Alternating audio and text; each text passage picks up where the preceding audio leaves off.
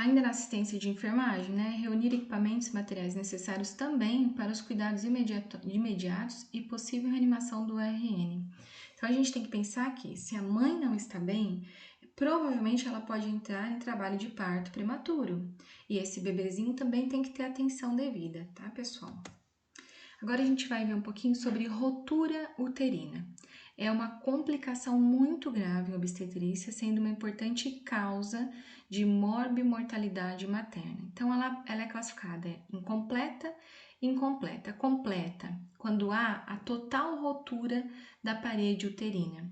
Então, é uma urgência obstétrica, levando a risco a vida tanto da mãe quanto do feto, tá? Pode apresentar uma hemorragia intensa. Incompleta. O peritônio parietal, ele permanece intacto, então geralmente não é complicada, podendo permanecer assintomática após um parto vaginal. Fatores predisponentes. Então, cicatriz uterina anterior, então cesárea, miomectomia, operação de Stresemann, rotura uterina anterior, multiparidade, acrestismo placentário, trabalho de parto prolongado, trauma abdominal.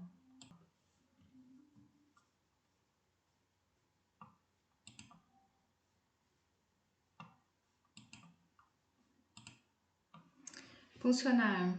Opa! O que aconteceu que voltou tudo aqui?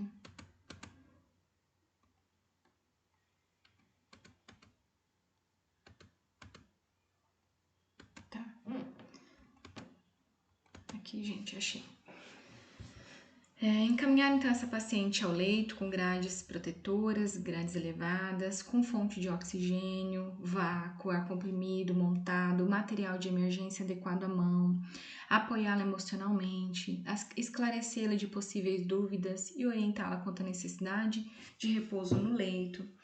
A gente vai orientar essa gestante ou acompanhante em relação ao funcionamento e rotinas do setor. A gente vai registrar horário de admissão e condições gerais dessa paciente, observar e registrar o nível de consciência, grau de orientação no tempo e espaço, verificar e registrar os sinais vitais conforme a prescrição de enfermagem, instituindo as medidas cabíveis face aos valores encontrados. Então, vocês vão avaliar. Deu alteração dos sinais vitais? Primeira coisa, já observar se tem alguma coisa prescrita. Além de observar, vocês têm que registrar e comunicar, tá? Também. Atentar que os sinais vitais podem alertar, olha, para possíveis processos de choque hemorrágico, hipovolêmico, então ela pode estar apresentando uma hipotensão, uma taquicardia, uma dispneia. A gente vai ver agora cuidados de enfermagem ao admitir a paciente. Funcionar o acesso venoso periférico, de preferência utilizar um cateter de grosso calibre, já aproveitar para colher amostras de sangue para exames de emergência, manter a permeabilidade venosa para garantir assim a reposição volêmica, né? Correção de células sanguíneas, papel de hemácias, instituir o balanço hídrico, implementar a terapêutica medicamentosa prescrita pelo médico, instituir o processo de enfermagem, né, que o enfermeiro vai fazer o exame físico, exame clínico, gineco-obstétrico, prescrição de enfermagem e cuidados já da enfermagem após a admissão. Então, a gente vai ter que manter o monitoramento dos dados vitais, né, puncionar o acesso venoso calibroso, preparar essa paciente para assistência cirúrgica de emergência, se for o caso, observar nível de consciência, registrar no prontuário todos os procedimentos e intercorrências, tá? Agora a gente vai começar um outro item, trabalho prematuro de parto. É a presença do trabalho de parto em gestação superior a 22 semanas, mas inferior a 37 semanas. Então, se tiver entre 22 e 37 semanas, entrou em trabalho de parto, a gente chama de trabalho de parto prematuro.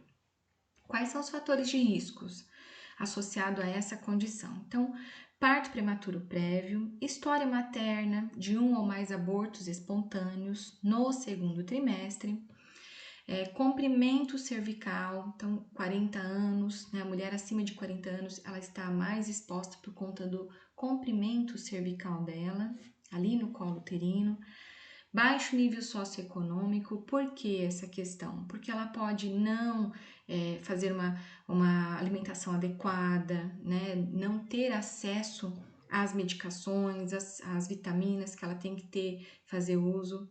Idade materna acima de 40 anos, complicações maternas que sejam clínicas ou obstétricas, atividade física aumentada, tabagismo, uso de drogas, por exemplo, cocaína, ausência, né, do acompanhamento de pré-natal, situações de alto estresse, gestações múltiplas, crescimento intrauterino restrito, anomalias congênitas, polidrâmio, rotura prematura das membranas do pré-termo. Então, tudo isso a gente tem que ficar atento, tá? Porque são riscos que podem estar associados à prematuridade. Por isso que é interessante a gente conhecer um pouquinho, porque se essa gestante chegou e um pouquinho que a gente conversa com ela, a gente já detecta alguns desses fatores, a gente já começa a ter em mente o que pode estar acontecendo com ela, acompanhado do conhecimento de anatomia e fisiologia, né, pessoal? Descolamento da placenta, presença de DIU, mioma, anomalias uterinas, insuficiência istmo-cervical, também ali no colo do útero, infecções maternas, síndrome antifosfolípide, trauma e cirurgias.